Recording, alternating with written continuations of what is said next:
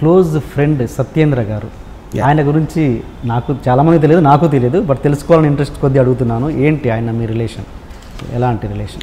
Satyendra is almost like a teacher. ఒక అంటే teacher అనే వర్డ్ నాకు ఇష్టం ఉండదు, but I would say that Satyendra నాకు కలవకపోతే నా లైఫ్లో ఏదో నాలో ఒక డిఫరెన్స్ ఉండేది. ఏం డిఫరెన్స్ అనేది కూడా నాకు తెలియదు. అంటే నేను అలాంటి కాబట్టి నేను అతన్ని కనెక్ట్ అయ్యానా, లేకపోతే అతను నా లైఫ్లో వచ్చిన మళ్ళీ ఇలా అయ్యానా అనేది ఇట్స్ ఎ వెరీ ఉన్నీస్ బీస్ కైండ్ ఆఫ్ ఏ థింగ్ అది.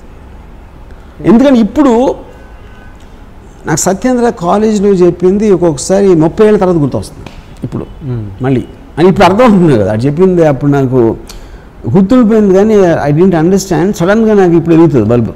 ఓకే, యూనో, అంటే is the most intelligent man ever met in my life. నేను మెట్ అంటే ఐఎమ్ ఇంక్లూడింగ్ నేను చదివిన పుస్తకాలు కానీ నేను విన్న వ్యక్తుల గురించి వాళ్ళందరికన్నా is a superior person, you know. So తన మాట్లాడే లాజిక్, తనకున్న రేషనల్ థింకింగ్, తనకున్న నాలెడ్జ్, ఇంక్లూడింగ్ సినిమా, అలాంటి మనిషిని నేను ఎప్పుడు చూడలేదు. సో ఆటోమేటిక్గా నేను నేను అసలు ఎవరికి ఇంటిమిడేట్ అవ్వను. I always intimidate people. But Satyendra దగ్గర నాకు ఒక ఇది ఉండేది, అంటే ఒక ఆల్మోస్ట్ ఒక ప్రెషర్ ఫీల్ ఇవ్వండి. అంటే తను ఇంప్రెస్ చేయాలి, లేకపోతే నేను అంటే తను ఏమన్నా అనుకుంటాడా అంటే నన్ను ఎదవనుకుంటాడా ఇలా చెప్తే అని, అంటే కంటిన్యూస్గా తన ఎండార్స్మెంట్ కోసం ట్రై చేసేవాడిని. తనతో ఉన్న పరిచయం ఉన్నాను. అప్పుడు అంత ఇంటిమిడేషను నా లైఫ్లో ఎప్పుడు ఎవరితో ఫీల్ అవ్వలేను. ఇప్పటికీ టచ్లో ఉంటారా మీరు? Very rare.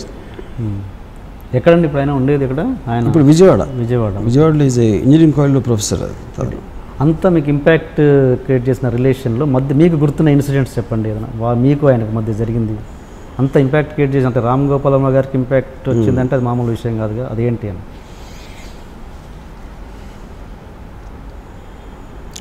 ఒకరోజు నేను విజయవాడలో ఊర్వశి థియేటర్లో పాపియాన్ సినిమా ఇవ్వడం వెళ్ళాం ఎదరం. Satyendra already popular. ఇది కాలేజ్లో ఈ వాజ్ చాలా ఎక్స్ట్రాడినరీ ఇంటెలిజెంట్ అనేది లెక్చరర్స్లో కానీ స్టాఫ్లో కానీ ఉండేది, ఆ రెప్యుటేషన్ ఉండేది. అదే క్లాస్లో కూడా ఎలా చేస్తాడంటే టూత్పేస్ట్ జైలు పెట్టిన వచ్చాడు. అంటే టూత్పేస్ట్ కదా, టూత్ బ్రష్. అంటే పళ్ళు తోముకుని ఆ బ్రష్లో పెట్టుకుని హవాయి చెప్పు వేసుకుని వస్తున్నాడు కాలేజ్కి. వచ్చి ఆ లాస్ట్ బెంచ్లో కూర్చుని ఆ పక్కన దగ్గర ఒక పేపర్ చింపుతున్నాడు. పేపర్ చింపి అదే నోట్బుక్ ఆడు పెన్ నోట్ తీసి ఆ లెక్చరర్ చెప్తా ఉంటే మధ్యలో ఒక క్వశ్చన్ వేస్తాడు ఆ సబ్జెక్ట్ గురించి వేసాడు. ఆ లెక్చరర్ టెన్షన్ వచ్చేసి అసలు వాళ్ళకి, యూనో. క్లాస్ మధ్యలో ఒకసారి లీగ్స్ వెళ్ళిపోతున్నాడు. ఏంటి ఎక్కడికి వెళ్తున్నావు అంటే నీకు చెప్పేది అర్థమైపోయిందని వెళ్ళిపోయాడు.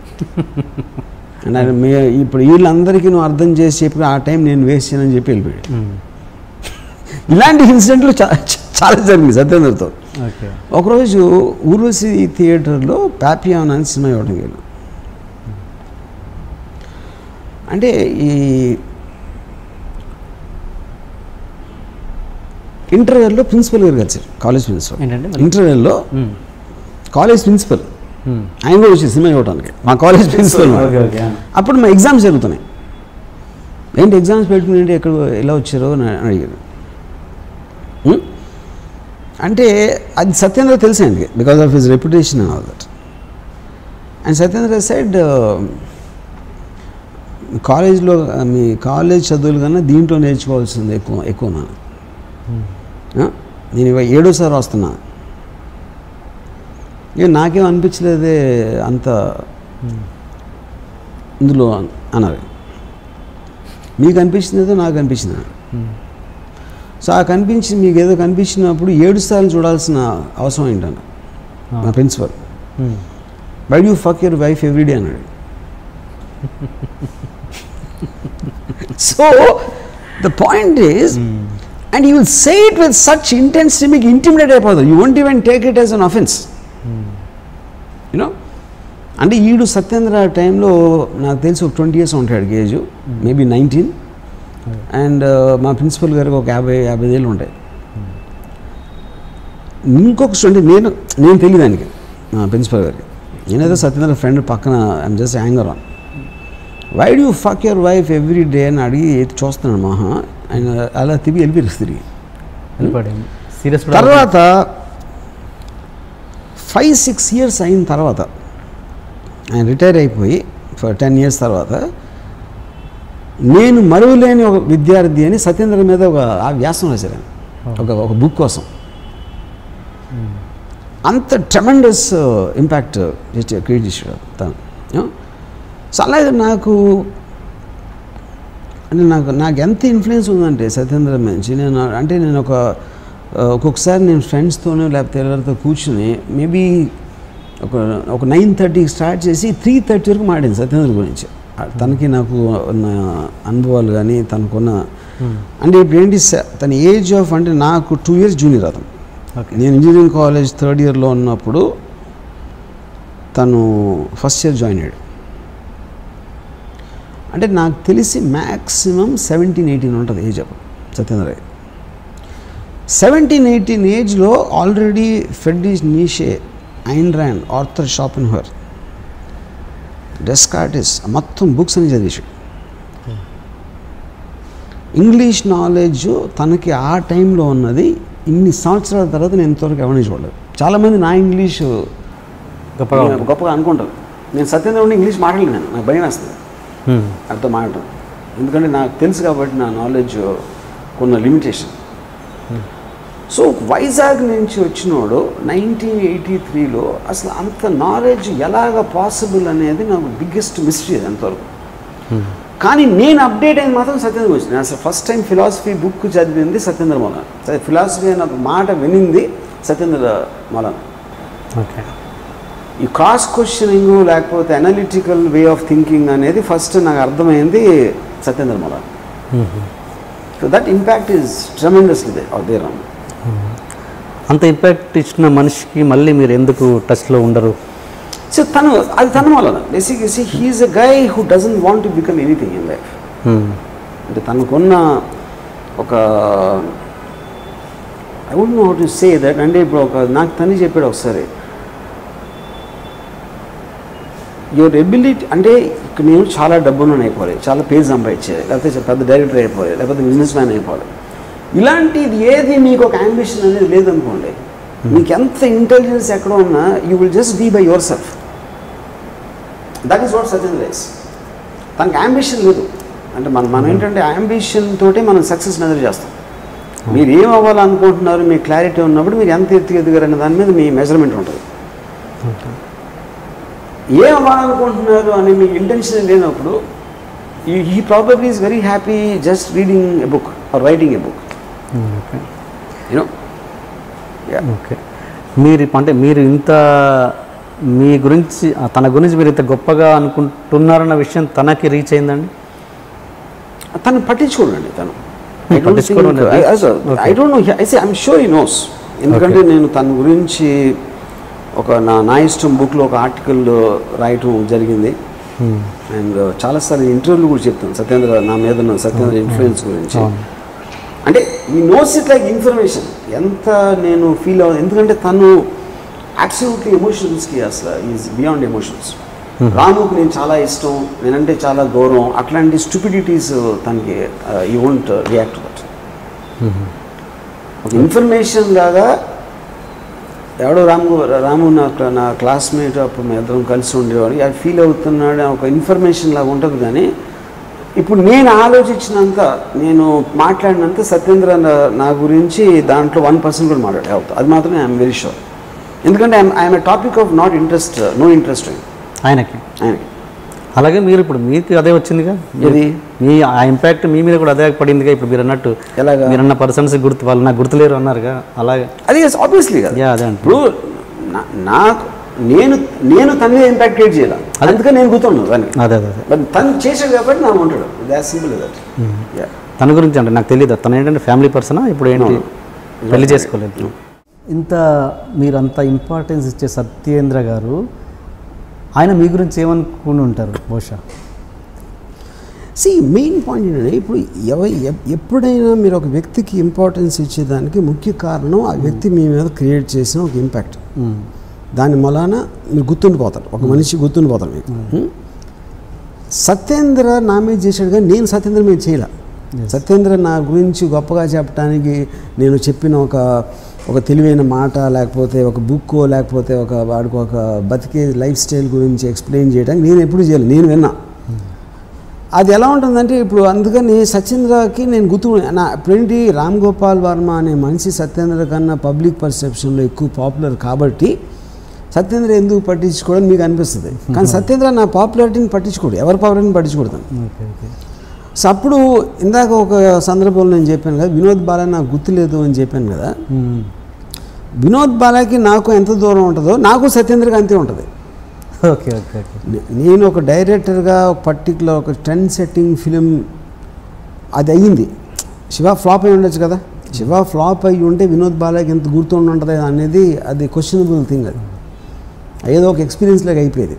అంత ట్రెండ్ సెట్టింగ్ ఇంపాక్ట్ఫుల్ ఫిల్మ్ అయిపోయింది కాబట్టి దానికి సంబంధించిన మెమరీస్ అనేది వినోద్ బాలాలో ఉన్నాయి.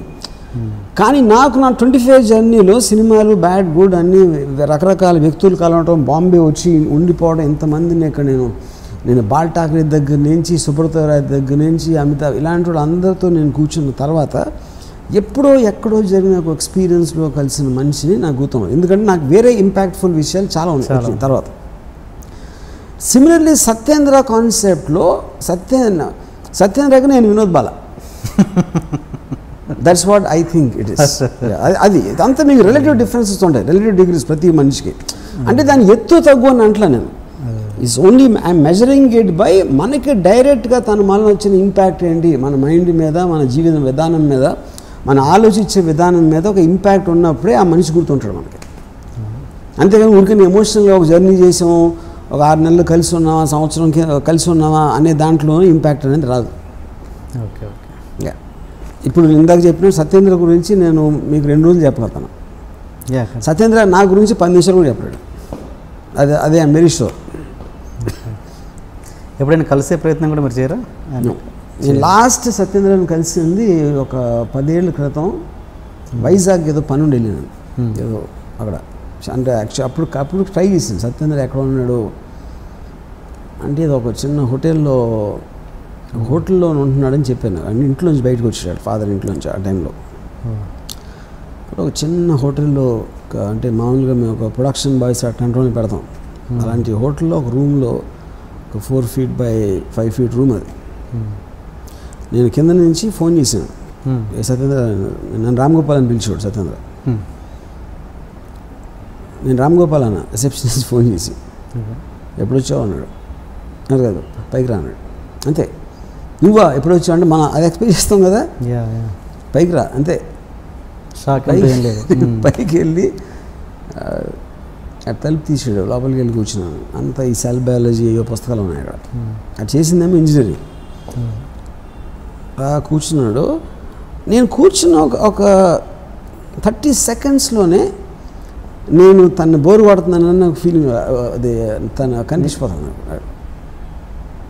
అంటే తనకు అప్పుడున్న మైండ్ స్టేట్లో నేను ఒక ఇరిటెంట్ లాగా వచ్చాను. అంటే తను ఏదో ఒక దాంట్లో ఉన్నాడు. మనకి చాలాసార్లు మనకు ఒక ఇంట్రెస్టింగ్ పని జరుగుతున్నప్పుడు, ఇంట్రెస్టింగ్ థింగ్ ఆలోచిస్తే ఎక్స్పీరియన్స్ అవుతున్నప్పుడు మనకు అంతగా ఇంట్రెస్ట్ లేని ఒక మనిషి కానీ ఒక పరిస్థితి కానీ వచ్చిందంటే మీకు ఒక ఇది వస్తుంది చూడండి, ఒక బోర్డమ్ కానీ, ఎప్పుడు వెళ్తాడా, ఎప్పుడు అయిపోతుందా అనిపిస్తుంది కదా.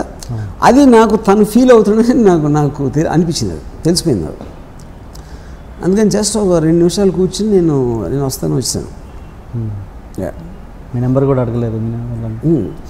నెంబర్ ఉంది తను అప్పుడప్పుడు. దాని తర్వాత just once in 6 months 8 months ఒక మెసేజ్ చేస్తాడు ఏదో దాని మీద తను రాసే ఒక బుక్ గురించి. అది నాకే స్పెషల్గా చేస్తాడని కూడా నేను అనుకోను. Maybe shares it with some people. అంటే నాట్ దట్ ఈ డజంట్ హ్యావ్ ఫ్రెండ్స్. నాకు తెలిసి సత్యేంద్రకి ఫ్రెండ్స్ అనేది లేరు, రిలేటివ్స్ ఉండరు. అండ్ నాకు చాలాసార్లు అనిపిస్తుంది, అంటే నేను స్టూడెంట్గా ఉన్నప్పుడు నా ఫెలో స్టూడెంట్ కాబట్టి నేను ఒకలా ఉన్నాను. ఇప్పుడు అదే కాలేజ్లో తను ఒక ప్రొఫెసర్ ఇప్పుడు మెకానికల్ డిపార్ట్మెంట్లో. ఇప్పుడు అదే కాలేజ్లో మేము ఇద్దరం అదే కాలేజ్లో ఉన్నాం, సిద్ధార్థలో. ఓకే. తన దగ్గర ఉన్న స్టూడెంట్స్కి తనకి ఎట్లా రిలేషన్ ఉంటుంది అనేది నాకు బిగ్గెస్ట్ సస్పెన్స్ అది. ఎందుకంటే మేము ఇద్దరం ఒకే రూమ్లో ఉండేవాళ్ళం, ఇద్దరం కలిసి సినిమాలకి వెళ్ళేవాళ్ళం, ఇద్దరం కలిసి రాత్రి I mean we spend lot of time. So ఆ కైండ్ ఆఫ్ అసోసియేషన్లో అప్పుడున్న పరిచయానికి, ఐ మీన్ తను చెప్పేదానికి, ఇప్పుడు ఒక బంచ్ ఆఫ్ స్టూడెంట్స్ క్లాస్ రూమ్లో ఉన్నప్పుడు తను ఏం చెప్తాడు అనేది నాకు ఒక బిగ్గెస్ట్ మిస్టరీ అది. బట్ ఐఎమ్ షూర్ సత్యేంద్ర ఏమాత్రం పరిచయం ఉన్న ఎవరు కూడా తన బ్రిలియన్స్ని గమనించలేకపోవటం అనేది జరగదు. అంటే వాళ్ళు మహా డంబ్ అవ్వాలి, అన్ఇమాజినబుల్లీ డంబ్ అవ్వాలి. అంటే ఏంటి ఎందుకు మరి అంత చిన్న రూమ్లో ఉండడానికి కారణం ఏంటి? అప్పుడు డబ్బులు ఉండి కదా, because we couldn't pay rent. ఇప్పుడేదో అంటే అప్పుడు ఇప్పుడు తను ఉంటానికి, ఎందుకంటే తను ఇంట్లోంచి బయటకు వచ్చాడు. So he doesn't take money from his father. తను సంపాదిస్తున్నాడుగా, కాలేజ్ ఏదో అంటున్నారుగా మీరు. అంటే ఇప్పుడు కాదు, ఇప్పుడు కాలేజ్ పని చేస్తున్నాడు. నేను కలిసినప్పుడు ఒక 10-12 years బ్యాక్ అది యాక్చువల్గా. అప్పుడు మీరు ఎప్పుడు మీ పొజిషన్ ఏంటి? అప్పుడు మీరు ఎన్ని సంవత్సరాల కిందట అన్నారు మీరు కలిసింది? నేను 12 సంవత్సరాలు, 10-12 సంవత్సరాలు కదా. అప్పుడు తను పని చేస్తున్నాడు Gandhi institute, Gandhi I don't know ఎక్కడ పని చేసేవాడు. కానీ తనకున్న ఖర్చులు విపరీతంగా పుస్తకాలు కొంటాడు. ఓకే. సో ఆటోమేటిక్గా తను ఎంత సంపాదించినా అది ఎలా ఖర్చు పెడతాడో దాంట్లో మేబీ తను ఉండే ఒక రూమ్ అనేది తను కేర్ చేయకపోవచ్చు, అది ఎలా ఉండాలి అని. సో అలాంటి దాంట్లో ఎక్కువ ఖర్చు పెట్టే బదులు తను ఇష్టం వచ్చిన దాంట్లో ఖర్చు పెట్టి ఇక్కడ ఉంటాడు. That is how he thinks. Okay okay. అప్పుడు అతను తక్కువ స్థాయిలో ఉన్నప్పుడు మీకు ఏమైనా హెల్ప్ చేయాలని ఎప్పుడు అనిపించలేదు? తనకి హెల్ప్ అవసరం, అదే అంటున్నాను నేను, నా పాయింట్ అది. ఇప్పుడు తనకి ఇప్పుడు సపోజ్ ఒక జీతం 50,000 అనుకోండి, తనకి 10 లక్షలు వచ్చినా అదే రూమ్లో ఉంటాడు. ఇట్ ఈస్ నాట్ అబౌట్ తన ఎఫర్ట్ చేయలేని, తనకి అంతకన్నా అవసరం లేదని తన ఫీలింగ్. అప్పుడు కూడా ఏంటి, ఇలాగ వాళ్ళ ఫాదర్ డబ్బులు పంచినప్పుడు ఆ డబ్బులు ఇలా చేతితో గుంపులో తీసి నాకు ఇచ్చాడు. అంటే అది తీసి లెక్క పెట్టి ఎవరికో ఇవ్వాలి అనేది చిరాకు మాట సత్యేంద్రకి. అంటే he hates money, just the touching of the ఇది.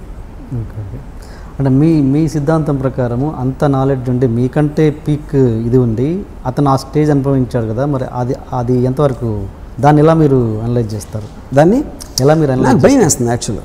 ఎందుకంటే మీకంటే ఇంటెలిజెంట్ మీరే అంటున్నారు. అదే నాకు భయం వేస్తుంది. ఎందుకంటే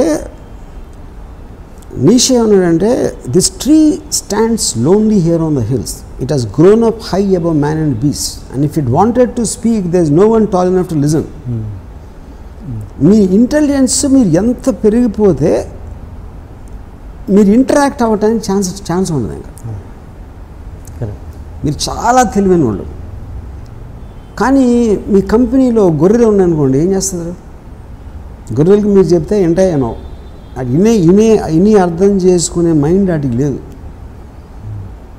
సో సత్యేంద్ర మైండ్కి ఉన్న దానికి అంత ఎత్తుకు ఎదిగితే అసలు ఇంటరాక్షన్ అనేది పోతుంది. ఎందుకంటే నేను సత్యేంద్ర ఇంటెలిజెన్స్ నాకు లేదా, తనలాగా నేను ఆలోచించలేను. కాబట్టి తను ఏం అనిపిస్తున్నాడో ఏం ఆలోచిస్తున్నాడో నాకు అర్థం కూడా అవుతుంది.